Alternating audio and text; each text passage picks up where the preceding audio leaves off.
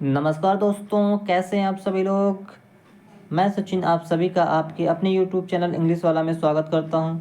और आज दोस्तों मैं आप लोगों के लिए लेके आया हूं इंटरेस्टिंग टॉपिक कंफ्यूजिंग वर्ड। और हम सब में लोगों को वर्ड्स इंग्लिश जो वर्ड्स होते हैं उसमें काफ़ी कन्फ्यूज़न होती है। उसमें जो है माइनर से डिफरेंस होने की वजह से उसकी मीनिंग जो है क्या होती है, चेंज हो जाती है। तो इस प्रकार कुछ इंटरेस्टिंग वर्ड्स हम आज करने वाले हैं। ठीक है, तो चलिए शुरू करते हैं आज का सेशन। और प्लीज़ वीडियो को लास्ट तक बने रहिएगा। और इंटरेस्टिंग तरीके से हम लोग आज कुछ इम्पोर्टेंट वर्ड सीखेंगे जो कि आपके सभी एग्ज़ाम्स के लिए बहुत ही इम्पोर्टेंट हैं।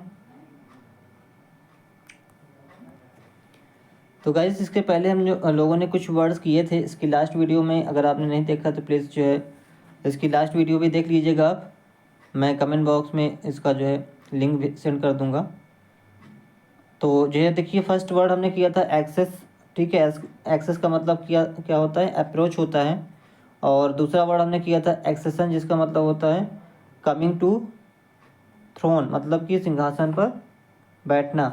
नेक्स्ट है एक्सेस है।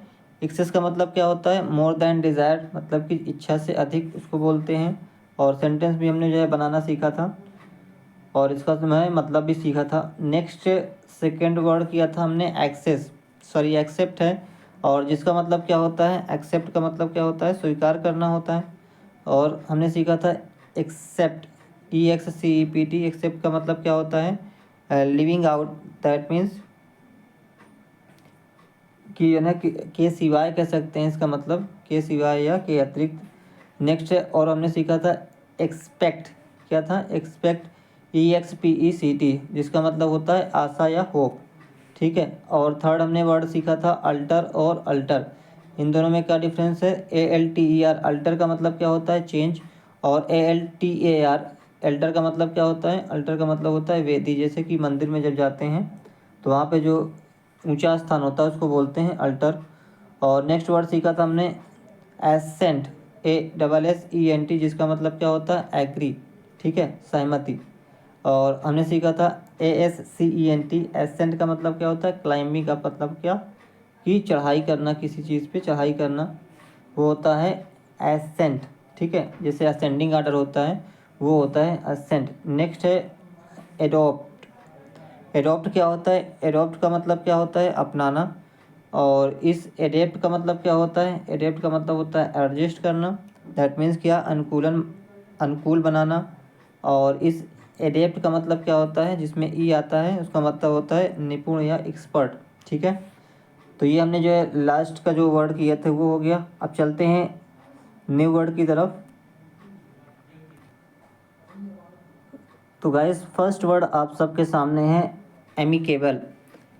एमिकेबल क्या होता है, एमिकेबल का स्पेलिंग देख लीजिएगा, AMICABLE, जिसका मतलब होता है फ्रेंडली या फिर सौहार्दपूर्ण या मित्रवत। जैसे कि एग्जाम्पल से समझते हैं इसको, finally the two brothers came to an amicable settlement. Means अंततः दोनों भाई मित्रवत या सौहार्दपूर्ण नतीजे पर आ गए। ठीक है, इसका मतलब ये हुआ।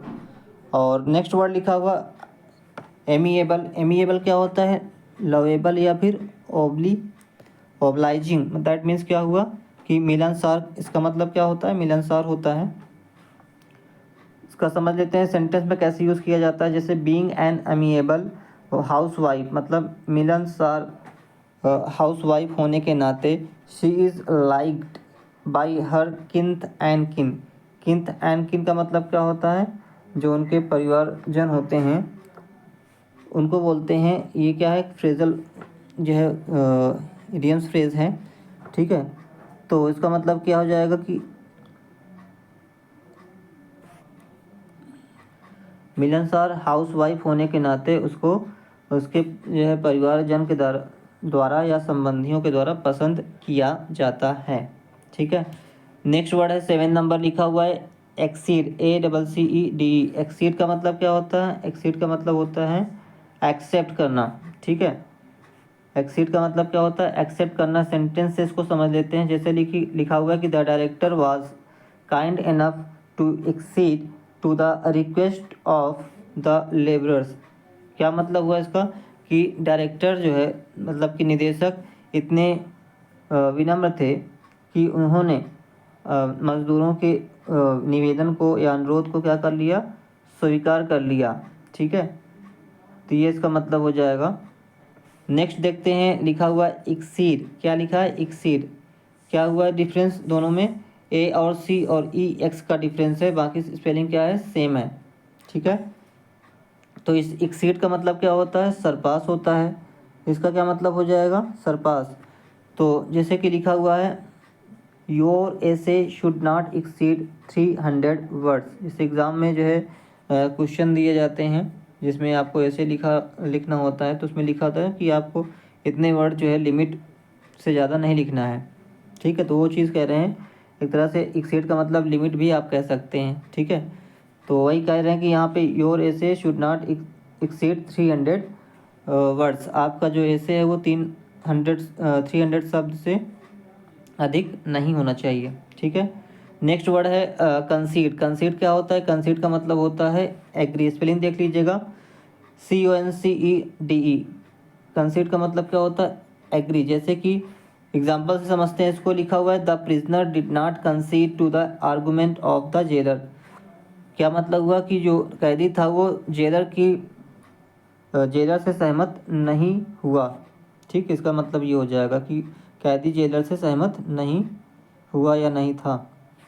ठीक, आगे बढ़ते हैं। नेक्स्ट 8 नंबर लिखा हुआ है अल्ट्रेशन लिखा है, और क्या है इसके साथ, अल्टरकेशन। दोनों में क्या डिफरेंस है, आर और सी का डिफरेंस है। यहाँ पे RATION है और दूसरे वाले में क्या है, CATION। दोनों का मतलब क्या है, अलग अलग है। जैसे कि अल्ट्रेशन का मतलब होता है चेंज, जैसे कि there is no alteration in the program yet, means कि कार्यक्रम में अभी कोई परिवर्तन नहीं है।